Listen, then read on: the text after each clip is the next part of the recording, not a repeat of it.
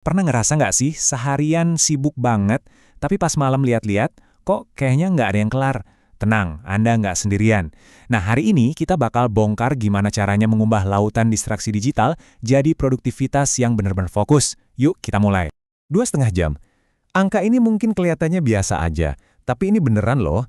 Menurut McKinsey, inilah rata-rata waktu yang hilang tiap hari dari seorang pekerja kantoran cuma gara-gara notifikasi dan bolak-balik buka aplikasi.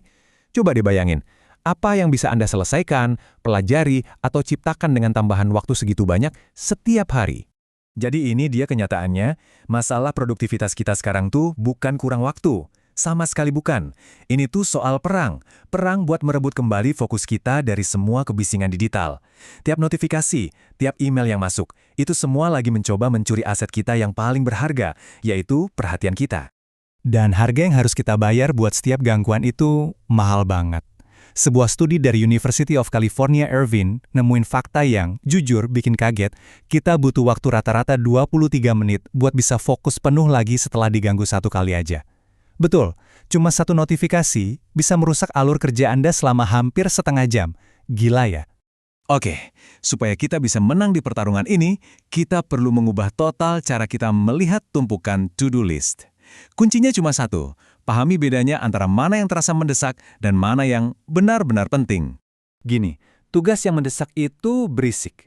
Dia teriak-teriak minta perhatian kita sekarang juga. Biasanya sih karena ada tekanan dari luar. Nah, kalau tugas yang penting, dia tuh kalem. Dia diam-diam ngebangun masa depan kita, sejalan sama tujuan jangka panjang kita, dan butuh perencanaan. Ngerti bedanya ini? Itu udah setengah kemenangan. Dan ini dia petanya buat navigasi prioritas kita, Matrix Eisenhower. Kita bedah satu-satu ya. Kuadran I, lakukan, ini buat yang penting dan mendesak, kayak krisis yang harus langsung ditangani. Kuadran kedua, jadwalkan. Nah, ini zona emas kita, penting tapi nggak mendesak. Disinilah tempatnya perencanaan dan pertumbuhan. Kuadran ketiga, delegasikan, buat hal yang mendesak tapi nggak penting. Dan terakhir, kuadran keempat, eliminasi. Ini tempat sampah buat semua yang nggak penting dan nggak mendesak. Nah, ini dia intinya. Tujuan kita itu bukan buat hidup di kuadran I, yang isinya cuma mademin kebakaran terus-terusan. Tapi, tujuan kita adalah menghabiskan sebagian besar energi kita di kuadran I, zona perencanaan strategis, pencegahan masalah, dan pertumbuhan jangka panjang. Oke, petanya udah ada. Sekarang, saatnya kita isi kotak perkakas kita dengan alat-alat praktis yang udah terbukti ampuh buat melindungi fokus dan ngerjain tugas-tugas penting itu. Kutipan dari Mark Twain ini kedengerannya emang agak aneh ya, makan katak. Tapi ini justru ngenalin kita ke teknik pertama yang super ampuh buat ngelawan kebiasaan menunda-nunda. Konsepnya simple banget, tapi dampaknya luar biasa. Caranya gini, tiap malam tentuin satu tugas paling penting yang paling mungkin Anda tunda. Nah, itulah katak Anda.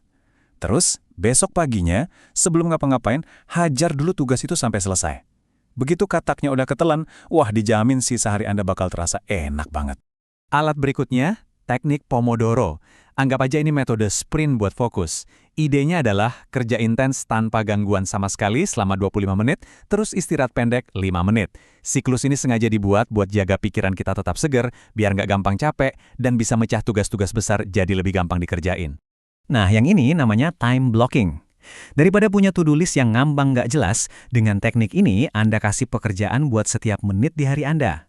Anda jadwalin semuanya, mulai dari kerjaan yang butuh fokus tinggi, istirahat, bahkan waktu khusus buat ngecek email. Ini cara paling ampuh buat ngubah niat jadi rencana yang konkret. Tapi, tentu aja, semua teknik tadi bakal percuma kalau kita terus-terusan dibombardir gangguan. Nah, sekarang, ayo kita hadapi langsung biang kerok dari semua kebisingan digital ini. Coba deh, perhatiin solusinya di sini. Kelihatannya simple banget kan? Tapi justru disitulah kekuatannya. Notifikasi yang nggak ada habisnya, coba deh cek secara sengaja. Mungkin cuma 3 kali sehari. Media sosial, pakai aja aplikasi pemblokir. Dan multitasking, lupain aja mitos itu. Riset nunjukin multitasking bisa murunin produktivitas sampai 40%. Jadi berkomitmenlah buat fokus ke satu hal pada satu waktu. Ini semua ngebawa kita ke sebuah ide yang keren banget, minimalisme digital. Ini bukan berarti anti teknologi loh, tapi ini soal menggunakan teknologi dengan sadar dan sengaja. Coba deh tanya ke diri sendiri, aplikasi ini beneran ngebantu tujuan hidup gue nggak? Kalau jawabannya nggak, ya udah singkirin aja. Oke, dunia digital udah kita beresin. Sekarang saatnya kita beres-beres ke dalam diri sendiri. Karena manajemen waktu yang sebenarnya itu bukan cuma soal jam di dinding, tapi juga soal jam biologis di dalam tubuh kita. Ini tentang nyocokin kerjaan kita sama siklus energi alami tubuh. Coba kenalin diri Anda. Anda tipe yang mana nih? Morning lark yang seger banget pas pagi, atau night owl yang energinya baru keluar pas sore atau malam? Setelah Anda tahu tipe Anda, jadwalkan tugas-tugas paling berat di jam-jam puncak energi Anda. Berhentilah ngelawan ritme alami tubuh Anda sendiri. Nggak cuma itu. Ada lagi ritme lain yang penting banget. Ritme ultradian. Jadi, otak kita itu secara alami cuma bisa fokus tinggi selama sekitar 90 menit. Setelah itu, performanya bakal turun dan butuh istirahat. Nah, ini dia penjelasan ilmiahnya kenapa teknik kayak Pomodoro itu efektif banget. Karena teknik itu selaras sama biologi kita, bukan melawannya. Wah, banyak banget ya yang udah kita bahas, mulai dari matriks strategis sampai ritme biologis. Sekarang pertanyaannya, gimana cara nyatuin ini semua jadi satu langkah pertama yang praktis dan bisa langsung dicoba? Oke, kita rangkum cepat ya 10 prinsip utamanya. Ingat, kelola energi, bukan cuma waktu. Prioritaskan pakai matriks Eisenhower. Sadari bahwa fokus pada satu tugas itu adalah kekuatan super. Makan katak Anda di pagi hari, bekerja dengan sprint Pomodoro dan atur jadwal dengan time blocking. Batasi notifikasi, terapkan minimalisme digital, dan hargai jam biologis Anda. Terakhir, jangan lupa tinjau sistem ini setiap minggu. Ilmu kalau nggak dipraktekin itu percuma kan? Jadi, ini tantangan buat Anda. Dari semua yang udah kita omongin, apa satu perubahan paling kecil yang bisa dan mau Anda lakukan besok pagi? Mungkin matiin notifikasi selama 1 jam pertama kerja? Atau mungkin malam ini coba tentuin apa katak Anda buat besok? Kita tutup pembahasan kali ini dengan kutipan dari Stephen Covey yang menurut saya ngena banget.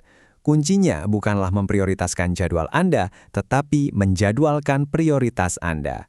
Intinya, jangan biarkan hari Anda diisi oleh hal-hal mendesak yang nggak penting. Sebaliknya, ambil alih kendali, tentukan apa prioritas Anda yang sebenarnya, dan bangun jadwal Anda di sekitar prioritas itu. Itulah jalan menuju produktivitas yang sesungguhnya.